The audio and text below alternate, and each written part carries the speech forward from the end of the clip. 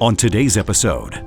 He's won a Grammy, produced a massively successful film, and founded the global juggernaut Priceline.com. Uber entrepreneur Jeff Hoffman. What people care about is self-determination. What people want is to design their own future. Entrepreneurship is the shovel you use to dig a path to a brighter future. It really is, at the end of the day, just a recognition of the fundamental nature of being a human. There is no shame in life in making money. The shame in life is not using it to help others. It's not enough to know why you do. It's not even enough to know what you do. You need to know how you're going to execute. It's time to go inside Quest with host Tom Bilyeu, president and co-founder of the second fastest growing private company in America. And now, he's uncovering the universal principles of success. I can tell you right now what principle number one is: follow your passion.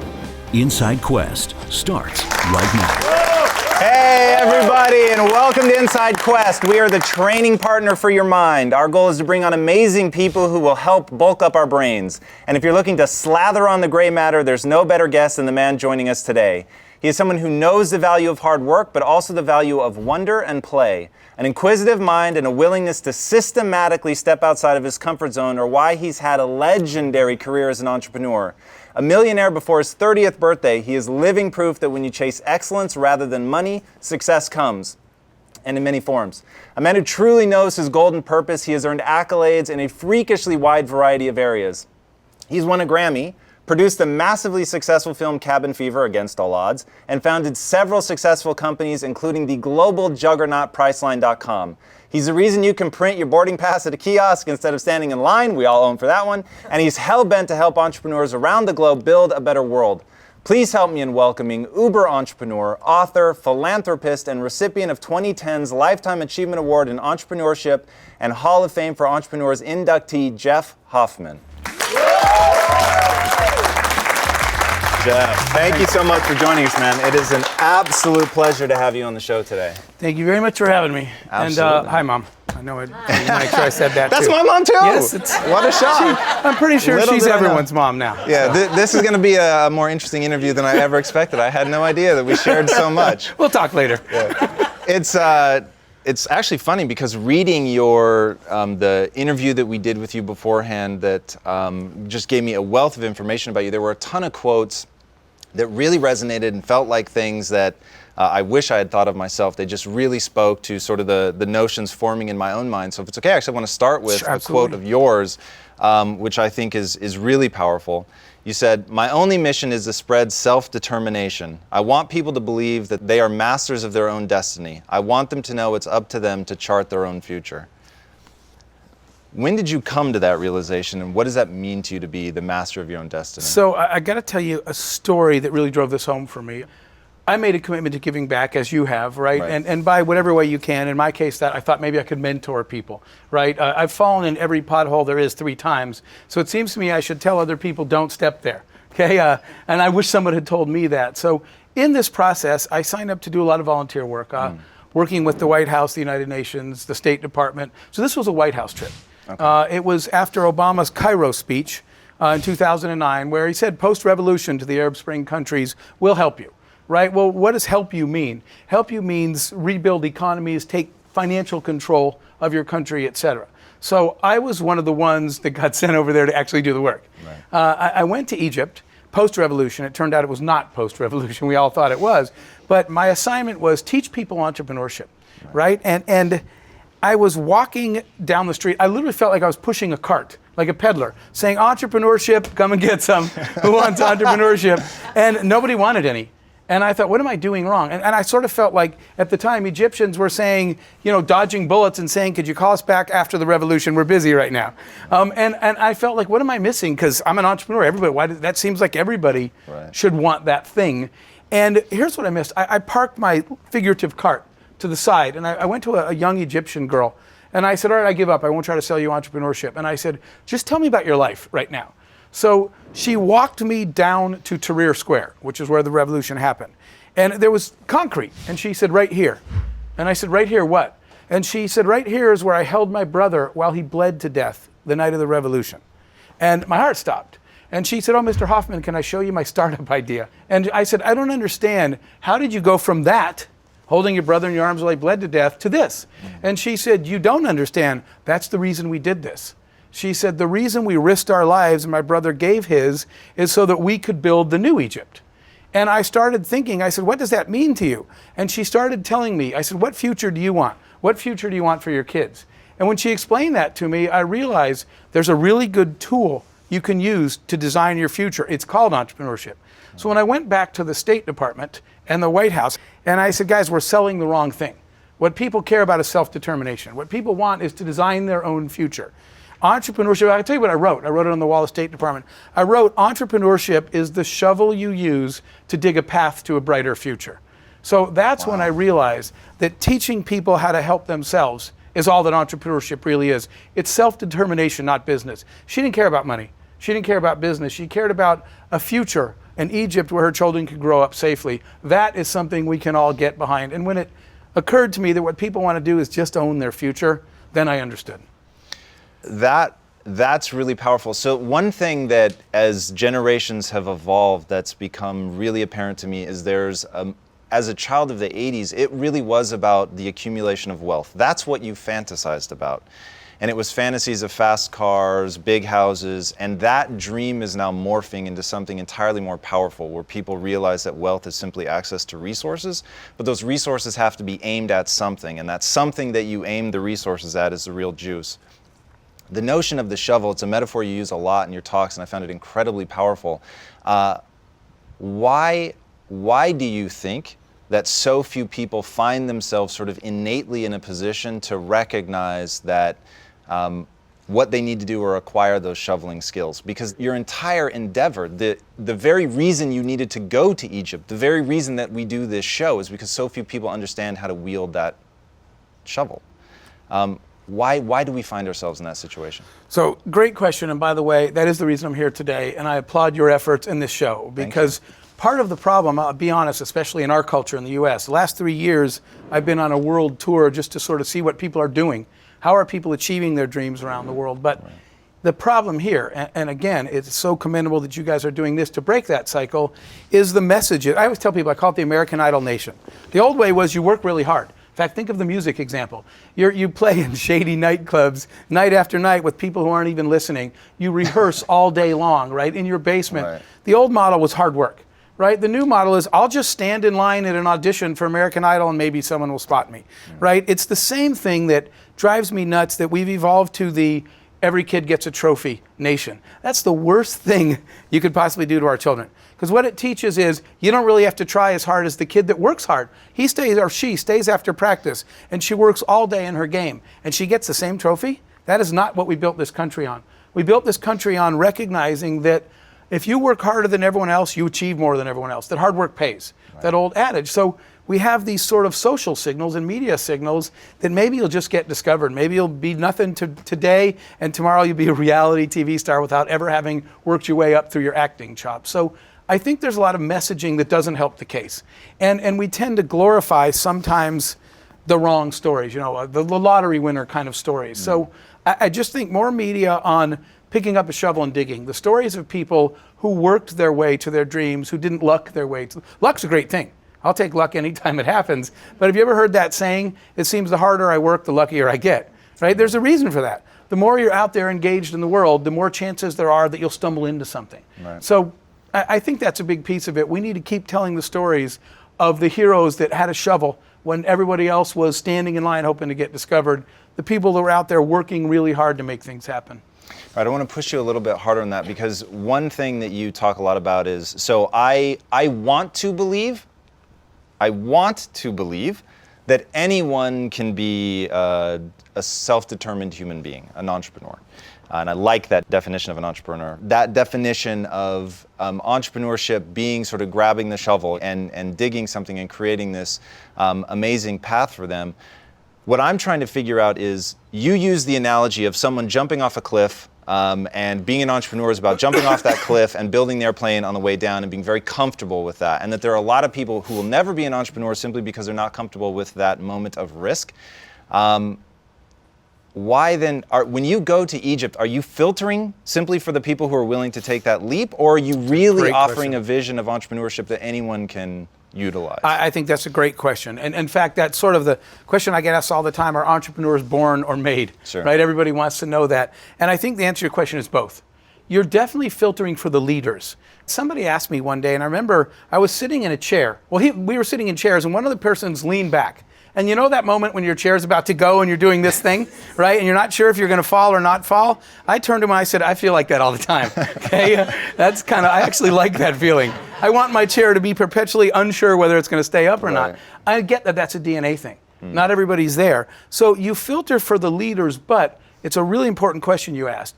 Because there's a lot of people that say, I don't want to sit in that chair, but I want to be there to help that person in that chair.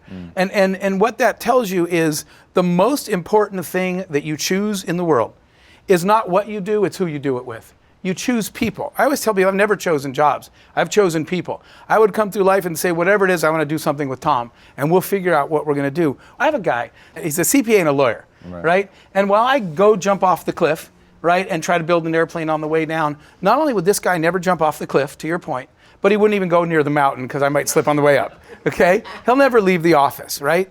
But here's the thing, figuratively, one day I jump off the cliff, and this time I look down and I forgot airplane parts. I don't even have tools this time, I really blew it, right? So I'm on the way down, plummeting to my death. Right. And I pick up my phone to say goodbye to all my friends. Sorry guys, it's been real, it's been a fun ride, right?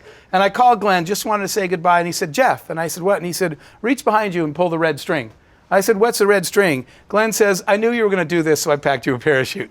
Okay? We need all different types of people. So if you're not that person that's going to be the entrepreneur that jumps off cliffs, join one. Find Tom, which you have, right? Find somebody that will take that risk and be on that team. We all can be part of an entrepreneurial solution. We just don't have to be the lead person. All right, you brought something up, and I'm going to be entirely selfish for a minute, and I appreciate you bearing with me. You brought up my mom earlier, and that notion that you're saying about the team, we just had this conversation last night where I was saying you're the average of the 5 people you spend the most time with. And you know, one thing that when I think about what you're doing with Unreasonable at Sea, which we'll get into and you can explain to people exactly what that is, but the reason I think that's so powerful and that you're touring all over the world helping people rise up and be an entrepreneur is my mom should be embodying the principles of an entrepreneur, even though being a true entrepreneur from a business perspective is not interesting to her, right? She doesn't want to take that leap. She has no interest in building the airplane on the way down, but she does want to live this life to the fullest. And there are principles that, the reason that the principles of entrepreneurship work are because they're the principles that acknowledge the human condition and the ability to rally a team of people around you to a common mission, all the things that have made us successful over the years, just applied to economic principles. But it really is, at the end of the day, just a recognition of the fundamental nature of being a human. So one of them being, you're the average of the 5 people you spend the most time with. So what are some of the key elements that you're trying to offer to people when you tour, whether they want to build a business or not, that people could employ in their day-to-day life? Excellent question. And I need to, I want to tell you another story. Unfortunately, that's the way I learn, so that's the way I speak. When people tell me something, I say, for example. So you'll have to bear with me because that's the way I speak as well. This is when that average of those 5 people really became clear to me. I was in corporate America and I just couldn't do it. I just didn't like it, okay? And it's not a right or wrong, it's a DNA thing. It just did not work for me. It turns out, by the way, that I have like 27 DNA strands of sarcasm, and corporate America fails to value those. So I wasn't doing well. And I quit to go be an entrepreneur. Right. This guy, Charles was the highest ranking technical person at a technical company. Right. I was in an engineering company. Everybody wanted to be Charles. He was the model. If you do well enough, one day you can be Charles. Okay, and he'd been there forever. He was also the smartest person I've ever met. Charles called me into his office, said, have a seat. I sat down, and he said, I hear you quit. I said, yes, sir, I did. And he said, because you think you're smarter than everyone else. I said, no, sir, never said that. And he said, you think you're smarter than me? I said, with all due respect, you're the smartest person I've ever met. And he said, so how is it this career is good enough for me, but it's not good enough for you? And I said, I never said that. And he said, what is it you're going to go do as an entrepreneur? I said, build things. And he said, quote, what do you think, you're going to redesign industries? And the embarrassing thing was, well, yeah, kind of. I did think that, but I was afraid to say that now, right? Because he was saying it with mocking me pretty much. And he said, doesn't matter anyway. And I said, why does it not matter anyway? And he said, because whatever you do in your life, you'll be a failure. And I said, sir? And he said, I'm going to tell you, there's 3 reasons, Jeff, why you'll never make it in the world. And I said, okay. And he said, so get comfortable. And I was like, okay. He said, you have no focus. He said, in my life, I've had to do sometimes this one little thing for like 3 years without touching anything else. He said, you work on a lot of different things. You're juggling multiple balls. You're moving different parts at the same time. Your complete lack of focus will make you a failure. And this is the smartest person I know telling me I'm the dumbest person he knows. Okay? And then he said, there's more. The second reason that you'll never amount to anything in life. He said, did your mother, when you were a child, ever tell you patience is a virtue? And I was thinking, yeah, like 400 times a day, but I'm not going to give him that, okay? He said, you're the most impatient person I've ever met. And he said, sometimes I have to wait things out for years to happen, and you don't get that, so you'll fail. And I started to get up, and he said, no, there's a third reason. And I was like, there was a Louisville Slugger in his office, and I was like, could you just beat me with the bat and get this over with so I could go? That'll probably hurt less, right? And then he said, the third reason you'll never make it in life is that you have no respect for authority. You think you're smarter than other people? You think you know a path that they don't? He said, leaders of industries built these industries. Who are you? And he said, your disrespect for authority and for trails blazed before you. And he said, so don't come crawling back to me and begging for your job because you'll fail at everything. So I got up and I went home, and I was really depressed. And I was thinking, the people around me, those 5 people, the guy I've always wanted to be, we all always want to be, right, just told me I'm a massive failure. That's pretty hard to take. So I was trying to get away from it, and I turned on sports. That's my escape, right? And I turned on sports, and there was a golfer. But I stopped in the channel because there was a baseball player I knew on there. The golfer lines up, puts the ball on the tee, drills it 250 yards down the fairway, perfect shot. And he hands the club to the baseball player. And he says, you do it. And the baseball player takes this horrible swing and the ball goes off in the woods. And the golfer angrily grabs the club and says that you're a horrible golfer. Let me show you again. You're swinging the club like a baseball bat. So he drills another perfect shot. And he gives the baseball player the club again. And he swings, and this time it goes into the sand 40 yards away. And he angrily says, you're swinging the club like a baseball player. You're a horrible golfer. And what the baseball player said next completely changed my life. It was an epiphany moment. He said, with all due respect to the game of golf, I have won 2 World Series, 3 MVPs, and I make $24 million a year swinging the bat. He said, I'm pretty good with my swing right now. And I sat bolt upright and I realized something. All my life, all I've ever wanted to do was play baseball, and everyone around me is a golfer, right? I was in Africa recently, and I saw that proverb on the wall that said, if you judge a fish by its ability to climb a tree, it will think it's a failure, right? So what I realized is, I looked at the people around me, and I love my mom, who gives me advice all the time. But it turns out, as crazy as this may sound, my mom never built an internet company, okay? So yeah, Mom, I appreciate your advice. I learned to give her a hug and say, that's nice, Mom, okay? But until you built an internet company, I'll probably go on my own on this one. And I realized, if what you want to be as a baseball player and everyone around you is a golfer, meaning they're not the life you're trying to live, then maybe you should get someone else in your 5-person circle. So I went out in the community and said, I got to find a baseball player. So I looked and I said, I'll challenge everybody listening to do the same thing. Find someone in the world who you want your life to look like. Who is the person you say, I want to be her when I grow up, okay? And I realized that that was not the people in my circle. So I went out in my community and I found this guy. And I harassed and harassed him until I got a 30-minute coffee. And after we talked, which turned into 2.5 hours. What was the first question you asked him? I asked him about how he built his career. I said, what was your dream? What was your plan? And how'd you get here? Right. What were the things that you most important things you did to get you where you are now? Because I want to wind up being you one day. And while we were talking at the end, he said, Jeff, you're going to be a brilliant entrepreneur, i.e. baseball player, not corporate guy. That was golf. And I said, why do you think that? And I kid you guys not, he said 3 reasons. And this time I wasn't going anywhere. I was pulling my chair up closer. Right. Tell me. And he said, first of all, you're a brilliant multitasker. At the beginning of a startup, Tom, you live this every day of your life. There's no you guys. We have to do this stuff ourselves. He said, you're a brilliant multitasker. You'll be good at startups. I said, oh, really? Because yesterday I was out of focus, right? And he said, second, you have this natural drive. Just get it done. And I said, funny, because yesterday that was impatience. Okay, as a matter of fact, as you know, building the amazing things you guys have done with Quest in only 4 years, you got to get it done, right? And I always look at people and say, can we not just do that now? Do we have to talk about it? We could finish doing it. I know that's your guys' culture from meeting a lot of your amazing people in this process, right? So that natural drive. And the third thing, he said, you seem to have no fear of trying things that nobody else had tried before you. And that was my disrespect for authority. I don't disrespect anybody. I'm just not sure anybody went left here, so I'm going to go left and see what it is. If I come back with arrows in my back, I was wrong. I'll pull them out, nurse my wounds, go cry to mom for a little bit, and try something differently. So many concepts in that story that I absolutely love. I'm going to try and go through them one by one here. One, you've said before, I don't look at a door handle and assume that it's locked because nobody else has tried the handle, so I walk up and try that, and I thought that was absolutely brilliant, that notion of it's not disrespect for authority, it's just I'm going to approach things with wonder like a child, I'm going to try things, question things, and that's had great success for you. The very powerful concept, and I know we're going to go down a deep rabbit hole here on this one, of finding that thing that you can be the best in the world at, and that the most innovative people exist at the intersection of three Absolutely. things. And when I saw this in one of your articles, I memorized it so I could do it, but I won't do it as much justice as you. So if you could walk us through what those three things are. Where did you find time to do all this homework, by the way? My friend, There's a teleprompter behind me, is that what it is? When I come across people like you, I go all in, trust me. Every article you've written, every speech you've given, there are nuggets of gold. Boys and girls, do yourself a favor, look this guy up. It's absolutely amazing. All you have to do is drop into YouTube, Jeff Hoffman, Priceline. You will get just a litany of amazing stuff, not the least of which is some cool stuff he's doing on Vimeo with the Unreasonable at Sea, which we're still going to talk about. But first, walk us through that golden triangle.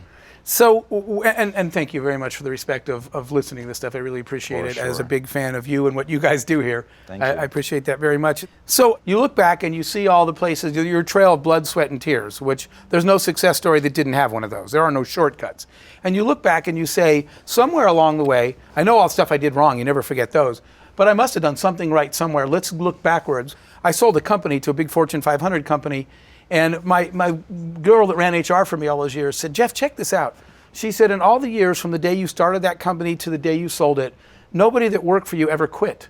And I said, no way. We fired non-performers, but no one ever quit the whole time. Wow. So that was the day I said, then there's something we did right. Let's go backwards and ask people, why does no one, in fact, I called people and said, why don't you quit? And they're like, is this a problem? Do you want us to quit? I was like, no, I just don't get it. We must have stumbled into something right. And I try every time I get around successful people like yourself, every time I get a chance to learn from anybody, right? I do my sponging, try to soak it up and ask questions. And I've been very blessed to spend time with a lot of interesting business people, or just people in the world. And just recently, I did an event with Jack Welch from GE. I spent an afternoon with Steve Wynn in Las Vegas. I just was with the Dalai Lama, as random as that is. Wow. When you can learn from people, I always do that. So when I was looking back, I started saying, what's the common element of people that are really successful in anything?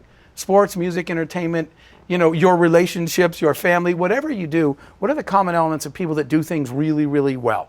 And what I noticed, and we just call it the golden purpose. It's people that found their golden purpose. And to your point, the golden purpose is the intersection of three things. And the goal for all of us is to consciously keep sort of triangulating and trying to find the intersection of these three things. If you're not thinking about it, you might miss it. The first of the three things is, what is the thing you're best at? And I love to do this now. I challenge people to do this all the time. When you guys are done watching this show, text or email 10 people you know and ask them, what is the one thing in the world you think I'm best at? And you'll probably be shocked. It may not be the thing you actually do all day or the thing you knew that everybody valued, but it'll be something that tells you a lot about how you're perceived by the world and what you're good at. So finding the one thing you're best at, that's one. The second one is finding the thing you most love doing. Those aren't always the same, right? But what you're hoping for is to find a day and a place where they are. The thing that you most love doing happens to be the thing that you're best at. And the third part of that triangle, which you certainly did here with Quest, was find something the world values.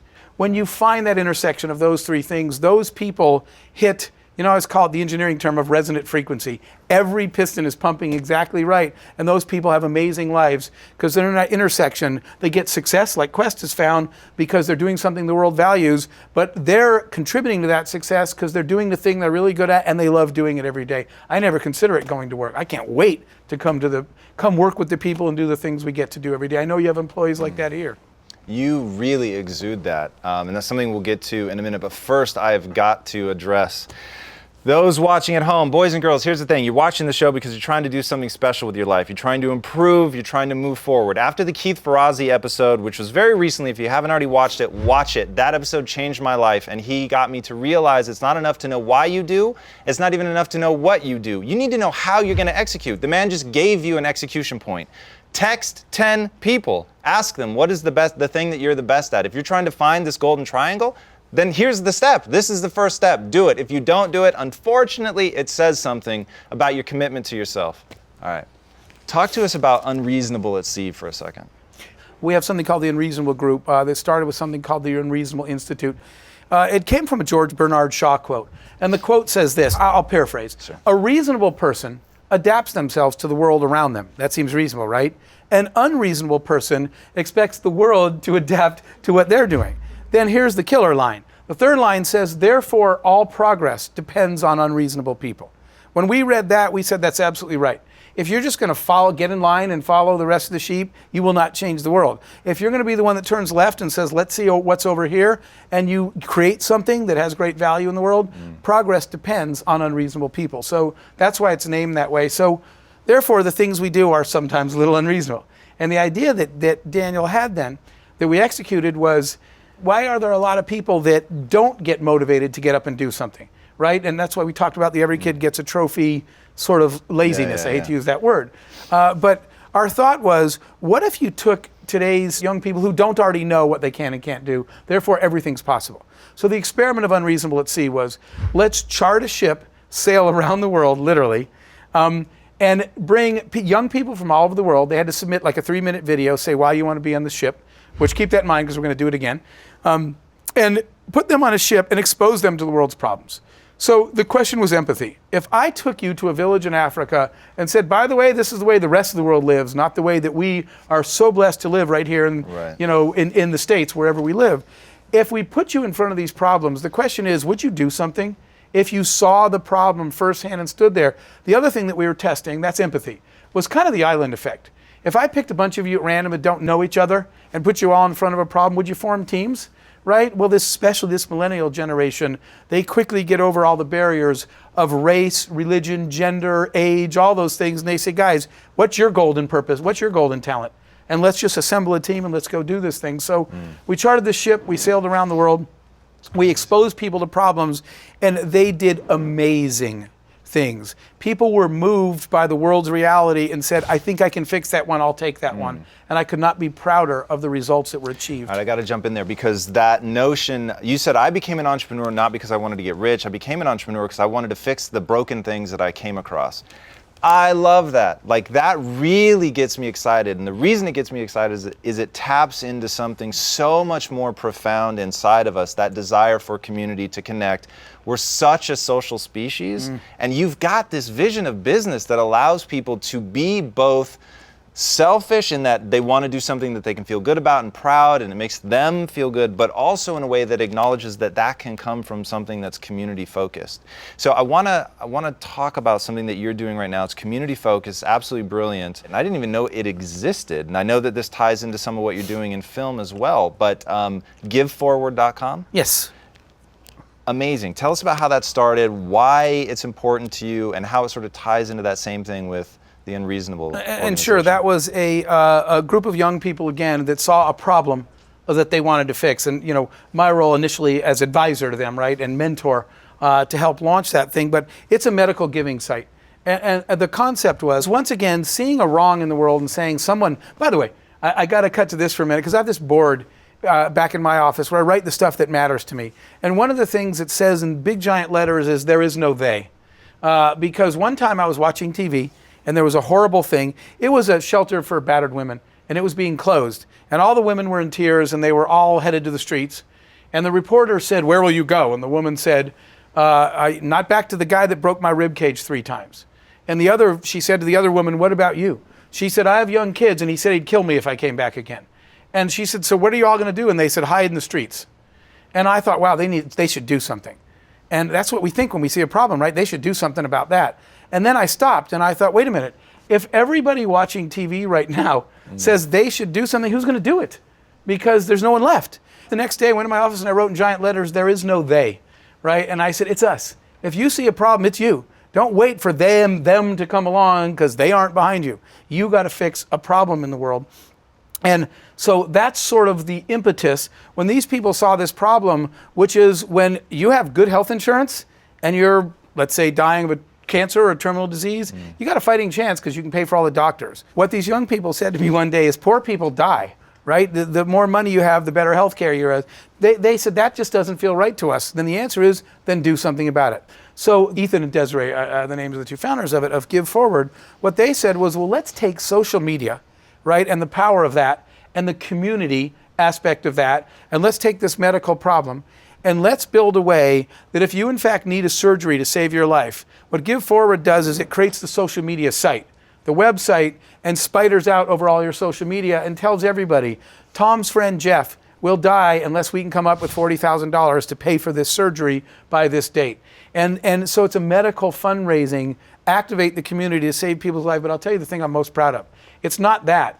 It's that the whole thing is Give Forward. And what we're finding without even asking is somebody that says I need $40,000 for my surgery and raises 60, they don't keep it, even though they're allowed to. What they do is they comb through the site and they say, Mary doesn't have much of a social network. She's only raised 10. She can have the rest of mine. So they push the money forward to somebody who's not doing well and they're fundraising. And the first time I heard that, I was in tears. Complete strangers saying, here, just take the rest of mine. The community helped me, so now I'm the community and I'm going to help you. So that's what it does. And it's a great intersection of social media, of online commerce, and of communities that care. Why is that important to you? My best friend was a guy named Michael. And Michael made my day, brought the joy. Everything was more fun every day just because my best buddy was in it. Michael, by the way, was a world famous climber. He set all the world records for free soloing. If you look this guy up, Michael Reardon, you will see that no one else has ever climbed 1,000-foot cliffs with no ropes, no hooks, no safety equipment. And the reason he holds all the whole records, I'm guessing, is because everyone else is dead that tried that. I don't know if that's true, but who would do that? He never fell. Okay? But one day, and I can't get in the story because I won't be able to hold myself together, he drowned in the Irish Sea. And it was pretty tragic. And I was there to do the eulogy at the funeral. And I was sitting there and I was listening to people talk about my best friend. And people were saying what they thought of him. So now I'm going to challenge all of our viewers and listeners. If this was your funeral today, write down what you think people would say.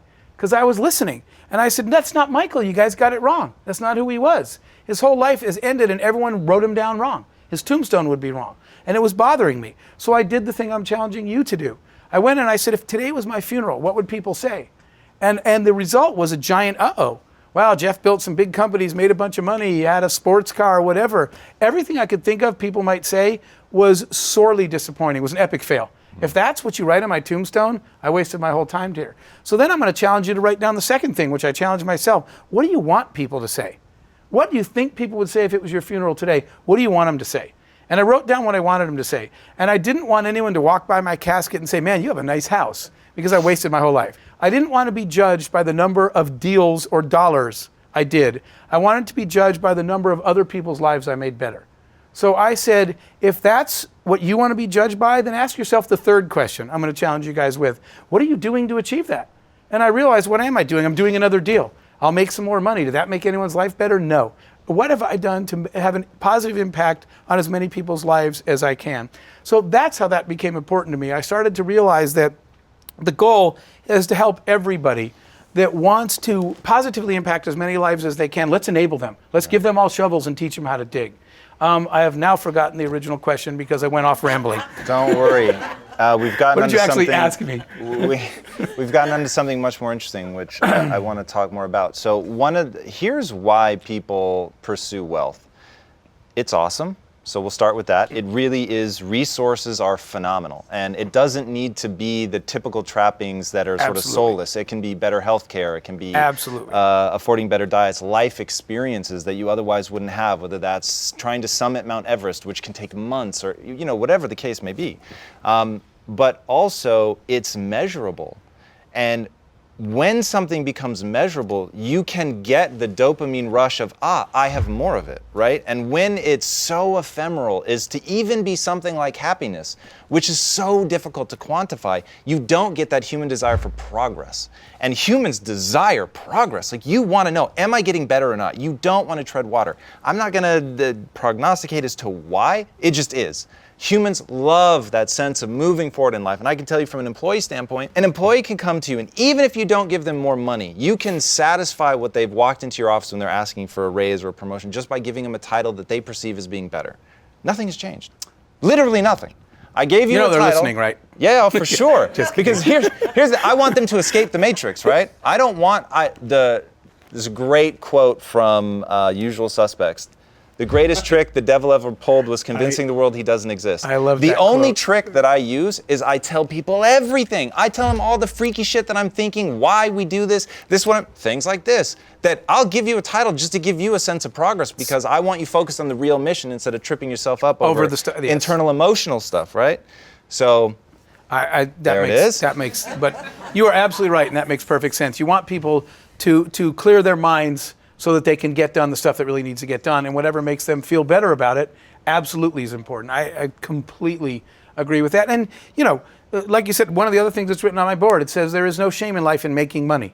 And underneath that I wrote, the shame in life is not using it to help others, right? So the more profitable Quest is, the more lives you can impact. For sure. It does matter. That measurement does count. I'm not afraid or ashamed of making money. Like I said, it enables us to impact more lives and to do more things. You can scale Quest because you're profitable. If you were not profitable, you couldn't deliver your mission. So I completely agree that it matters. And so whether we like it or not, there are scorecards. That is one of them, right? There are corporate and career types of scorecards that people measure their progress by. And making progress makes me feel better about getting up every morning. Talk to me about the jam lady. So no one here is going to know what that means, but that story hit me. Micro loans in general are something that I am moved by, but largely because of I'm having a hard time sort of wrapping my head around how I can tell if that's worth my efforts. And I'll give you an example why before you tell us that story. Please. So obviously here at Quest, mission-based company, our goal is to end metabolic disease. It's a global initiative. It's a massive undertaking. It's going to take a very long time, but I can measure the progress. And it's on a huge scale, right? As we put in, forget getting a product into the market. When we change a piece of equipment, or our head of sales, Yemeni, just really thinks outside the box in terms of how to structure a sales force to be a good partner, to walk in and ask, how can I be good for your business? Don't worry about us for a second. I know I have to make your business strong in order to impact the people that I'm trying to reach, so let's just worry about you. That's something anyone can take. There's nothing proprietary about it. I'll tell anybody who will listen what he's doing. Because we really want to solve that problem. So it's on this big scale, it's very quantifiable. Then when I think, okay, I could be putting my time and efforts into that, which echoes very largely, or I could put my time into this one person, it's highly tangible, it's a real woman, I can look into her eyes and know, holy hell, I made that person's life better. And it sort of ties into the Mother Teresa quote, no one will act for the many, but they'll act for the one. So help me understand how I should judge the value of my time. You know the starfish story, right? No. It's after a big storm, and all the starfish have washed up on the beach, hundreds of them, and they're dying because they can't get back to the water. And a man is walking along looking at hundreds of dying starfish, and a little girl comes along, picks up a starfish, holds it up, says something to it, and throws it in the ocean. Then she walks through the field of starfish, picks up another one, and the man stops her. And he says to her, how can this possibly make a difference? And she says, well, it makes a difference to this one. And she throws that one in the ocean. Right. That's the attitude people need to have. Don't look at the fact that you'll never get to all the starfish. Look at every single one you picked up as progress and as significant. So the jam lady story, and I can't believe you found that one too, you are tackling a huge problem, right, in metabolic diseases. Sure. You guys are tackling but one life at a time, right? And one disease and one symptom, and every single thing you do completely matters. That starfish was somebody's family, right, who you just made their entire quality of life or saved a life better. Every one of them matters on your way to the much bigger goal. And what we want people to do is pick one problem in your neighborhood and solve that. That's the place to start. So this story was I was doing this thing in Egypt with a bunch of Egyptian women And at lunch, these people don't have any money, and it's not my event. It was put on by the government, so they didn't provide lunch. But I noticed a bunch of women eating the same sandwich. And I said, why do you all have the same sandwich? And they said, well, because we all stop at the same lady's house to get sandwiches on the way. And I said, why? And they said, she lives in our neighborhood. She makes homemade jam, and it's the best thing ever. And I said, so you all eat her jam sandwiches? And they said, yes, she's here in the class. So I go over and talk to her. By the way, I never ask people, even in hiring, I never start by saying, talking about your resume. I always just ask people, what's your dream? What is something before you die you have to do? And let's see if your career at Quest can help you do that, right? You make that a two-way thing. So I asked her, what's your dream? And she said, before I die, she said, there are 20 families in my neighborhood. And she said, one has a job. She said, I want to get the other 19 women somehow gainfully employed before my day is over. That was her dream. That's not a huge dream, it's a neighborhood dream. But it's so important because if one person did that in every neighborhood, we would get somewhere. So I said, by the way, everyone loves your jam. I'll skip the details in the interest of time, but what we did with the jam lady was we got her a micro loan. In the micro loan, she bought an empty little house, kind of garage that was down the street from her. Just so people know how much. That's like $200 to launch her entire company. Tiny. So in those environments. So with this micro loan, she bought this facility. She bought some equipment. She started a jam making factory, basically. We got her labels. We went out on crowdsourcing. We got some university kids in Cairo to create her logos. We got some other students down the street from her in Cairo to create a website and to do online ordering. We created the Jam Lady. She now employs not only all 19 of those women, but about 50 women in all the surrounding neighborhoods. Every morning, they go to the empty house, they have an assembly line, they create jars of jam, they stick labels on it that say the Jam Lady, they take orders off the internet, okay? And they ship jam everywhere. Every one of them is feeding their family, buying clothing, and sending their kids to school because they rallied around one person to solve one problem in one neighborhood. The Jam Lady was the example for me of what you really should do. We're not all gonna start the next Facebook. Forget it. Go do something somewhere local to you that affects the lives around you, and that's the way we can build from the ground up. Thank you. Honestly. Thank you. That's such a powerful story. Thank you. Yeah. Thank you for bringing it up. Man, when I came across it, I was like, this is one of the most beautiful stories I've ever heard. And it's beautiful. So I consider myself a deeply spiritual man, but I never talk about spirituality because I think it denies that there's two sides to people's personality. If you're going to really be successful, like I'll even throw Mother Teresa into this mix, there's got to be a side of you that's got enough drive to be aggressive, to be assertive, to go and keep doing it against all odds. Even when you're soft-spoken and genteel, like there's just a perseverance of spirit.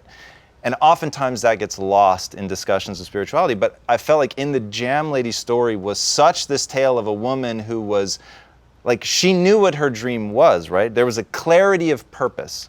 And her clarity of purpose was matched with the desire and willingness to pick up the shovel and dig. And I know that launching that jam business is not easy. Getting those labels on the jars, producing the jams, sourcing the berries, I mean, all that takes work. And so this isn't a tale of 50 women sitting around like laughing and having a glass of wine every day. They're like, I'm going to guess, filled with joy and passion born of the hard work that they're willing to do and seeing the results of their labors and finding a sense of framework happiness in that and real pride of a job well done. So absolutely, that's what drives them every single day to get up. And that is so important. You know, what bothers me in this country is we have that phrase, thank God it's Friday. And we have the phrase, thank God it's Friday, because we hate our job. Right? And I always used to listen to that and say, why don't you just go find one you like? Right? So I don't gotta go to work, I get to go to work. Right. I get to be with you guys, I get to be around people I like, I get to work on a mission like, eradicating metabolic diseases. Right. I get to work on something that actually matters to me. So you should be powered by being in an environment, being in a culture where you actually can't wait to get to work every day. And I know you've achieved that here. I've met amazing people in your organization. Your people met me at 2:30 a.m. in the airport with cheerleading outfits and just saying thank you so much for spending time with us. That attitude, that energy is what creates success. Yeah. When everybody has the energy that I am in the place I want to be doing the thing I want to do, you can't wait to get to work and you do a lot more. So yes, those women love getting up and going. They get their kids off to school and they go to that house and they love their days. It's hard to send them home. All right, let's talk a little bit about framework happiness. You're good friends with Evander Holyfield, and I love his story about, I do 300 reps, not 299. Tell us that story, it's phenomenal. Sure, that was a another epiphany moment for me in my life about commitment. So Evander was training for a fight, and I was at his place and just spotting. He was doing this exercise that he does that's inhuman, right? If you've ever seen this man, right? He's in fact, the Mayo Clinic called him one of the fittest human beings they've ever seen. Wow. Right? But he earns that. His fitness and nutrition regime is what he cares about every day of his life. He keeps telling me that, this is the funny story, now he's going to get mad at me. He has stairs near his bathtub. And I said, why do you have stairs in your bathtub? You're one of the most fittest people ever. And he said, because I figure to live till about 140. And he said, I won't be able to get in the bath when I'm 125. But I'm working on a fitness plan to live that long. So it's just kind of a funny story. So he's doing this exercise. I don't know why so early, but 160. He does 300 reps of this exercise. Most people on the planet could do it twice. You would snap in half and they'd get 2 stretchers. Okay? So it's insane to do 300 reps of this. And I'm just counting. And I said 299, 300. And Evander said, Jeff, was that 299 or 300? And I said, it was 300. And he said, was it 299 or 300? And I said, it was 300. And he went back down and did one more rep with all the sweat and the muscles and everything else. And he said, I think that was only 299. And I did this. I rolled my eyes. Like, really? There's no human being on the planet that can do this. You do it every day, 300 times. What's the difference? And I rolled my eyes. When Evander came back up, he said, look at me. And I can tell you guys, I remember thinking, well, that was a short life. It was a good one, but it's going to end in a sweaty gym. And he said, look at me. But what he said next affected me every day of the rest of my life since then. He looked me in the eye and he said, the difference between 299 and 300 is the difference between heavyweight champion of the world and every other boxer. And then he got up and walked away. I froze. I had goosebumps. I closed my eyes and I stood there for 10 minutes to let that go into my soul, into my spirit, not just my ears, right? Because that is absolutely the truth. If you, whatever you set out to do in life, if 299 is good enough on Tuesday, guess what happens Wednesday? 298 is almost 299. And on Thursday, 297 is almost 298. And you know what's happening down the street? Tom's doing 300 and he's going to kick your butt, okay? And so I went back to my office and I wrote on the wall 299 with the red slash through it. No 299s in this office. And one night I was sitting at work and I finished a proposal. And it was midnight, and I was there alone. I said, I worked really hard on this. This is a good proposal. And I said, this proposal will win this bid. Okay? And I got up, turned the lights off, started walking out, and I walked under my own sign, no 299s. And I stopped, and I looked at that. And I'm going to challenge you guys to do the same thing every day, everything you do in your life. And I said, is this 299 or 300? Did I bring my best to work today, or did I cut a corner because 299 is good enough? Right? Because greatness is never achieved by cutting corners. So I went back, took my shoes off, poured some coffee, and stayed till 4:30 in the morning. When I was finished with that proposal, I said, this is 300. This is my best work. This is what I get up for every morning. And 2 weeks later, I get a call from the customer. And they said an amazing thing. They said, not only is this the single best proposal we've ever received, but they said something that just blew me away. They said, we just wanted to tell you we did something we've never done before. I said, what? And they said, we were at an industry conference with all of our competitors. And they said, we just told our competitors, just buy from those guys. Don't even waste your time with the proposal process. You're never going to find better. Just buy from them. I got 5 contracts out of one proposal from 4 competitors because I stayed to deliver 300 and not 299. There are no shortcuts to success. When you commit to 300, finish it. Those are the people that achieve amazing things. That is how you got this company this far in only this short number of years. I couldn't end on a better note. Jeff, that was so phenomenal. You are one of the most powerful storytellers I've ever come across. Everyone amazingly useful. Guys, I really hope that you were paying attention to that. It was absolutely incredible. You just don't come across people like this very often that really understand the humanity of business and understand what it takes to find your purpose in life. The actual how of finding your purpose in life. Don't forget to send the 10 texts. Figure out what it is that you're best at. Rewatch this one. If you haven't already, download the podcast, which you can get on iTunes, and you can listen to that bad boy at 3x. Hey, and I sound so much smarter at 3x. So please do me a favor, go there. That's how I wish I sounded. Evander Holyfield, if you're watching, please be gentle with this man because he is a national treasure, and I can't see that brain getting battered around. Guys, it's a weekly show. If you haven't already, please be sure to subscribe. You can find us also at InsideQuest.com or at InsideQuest on social channels. I'm at Tom Bilyeu. And to all of you that have been writing to me, thanking me for the show and telling me the changes that it's brought about in your life, whether it's going to the gym, reading a new book, just feeling more empowered, thank you very much. I read them all. I'm incredibly moved by them. They're the reason that I do the show and keep busting my ass to bring people like this to the table. And a quick shout out to the crew here, everybody that puts this together and brings these people on. This man came in last night at 2:30 a.m., but he didn't give up. He came because he always does 300. Do 300, everybody. We will see you next week. Take care. Thank you, guys. Coming up next, Inside Questions. Hey guys, really enjoyed the stories today. I'd like to ask each of you for Quest and for Priceline.com the story of how you got your first 10 sales that weren't to family or friends. You know, Priceline, by the way, was there was a team. We had a whole team of co-founders doing this together. So we had a bigger friends and family network. But it emanated out of one guy's network, a guy named Jay Walker. He was the guy that had the original idea. But what's really different is the internet was brand new. And so you didn't know any of your customers. We had to light up a website and then hope somebody showed up. All of our marketing had to speak for itself online because we didn't get to speak to customers then.